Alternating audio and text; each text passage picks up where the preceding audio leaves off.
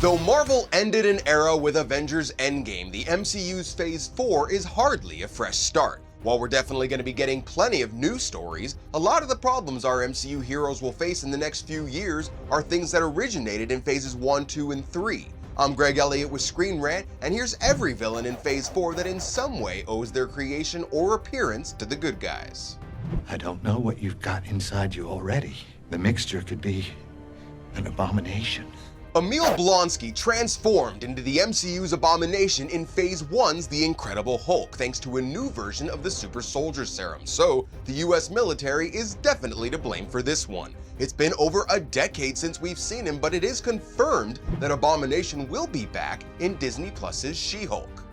And while not exactly outright villains, the TVA, or Time Variance Authority, will be jumping from the comics to the screen to go up against Loki, and that's all because the Avengers let the 2012 version of him escape when they went back and messed with things in Endgame. So the TVA will be dealing with the fallout of that, and based on what was shown in the Loki trailer, will apparently catch and imprison our favorite God of Mischief. You just roll over, show your belly every time somebody snarls. Only when I've created a murder bot. We didn't. Now, he was kind of responsible for Ultron, and we could come to find out that Tony Stark might also be partly to blame for Kang the Conqueror being in the next Ant-Man film, since it was Tony who figured out how to time travel via the quantum realm.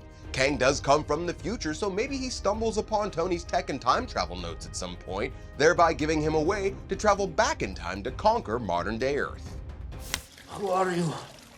My name is Zemo.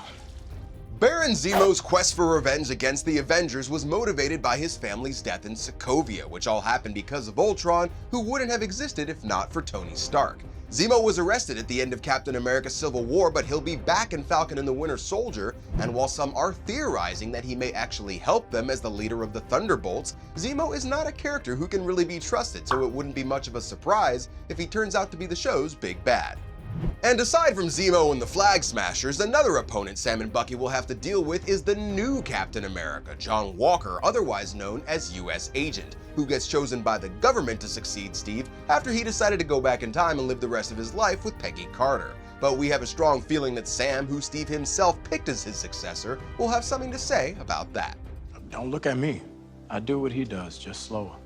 In the comics, Gore the God Butcher is an alien warrior who blames his problems on the gods, and while we don't have specifics yet, with a name like the God Butcher in his upcoming introduction in Thor Love and Thunder, we're gonna guess that the MCU version of him also has some sort of problem with Thor, or like Hela, maybe with something his dad Odin did in the past. And lastly, Tony Stark sure does seem to be the reason for a lot of the bad things that happen in the MCU. Marvel hasn't yet said exactly who War Machine will be taking on in Disney Plus's Armor Wars, but in the comics, Tony was up against people who were using his stolen armor designs, but with him dead, it'll probably be War Machine who has to once again stop Stark tech from being misused. With Phase 4 finally launching this week with WandaVision and plenty of shows and films on the docket, we've got plenty of new baddies to meet and see exactly how they link to the existing MCU. And we'll be here the whole time to keep you in the loop, so keep coming back to Screen Rant for more on everything Marvel. I'm Greg Elliott, thanks for watching, and we'll see you next time.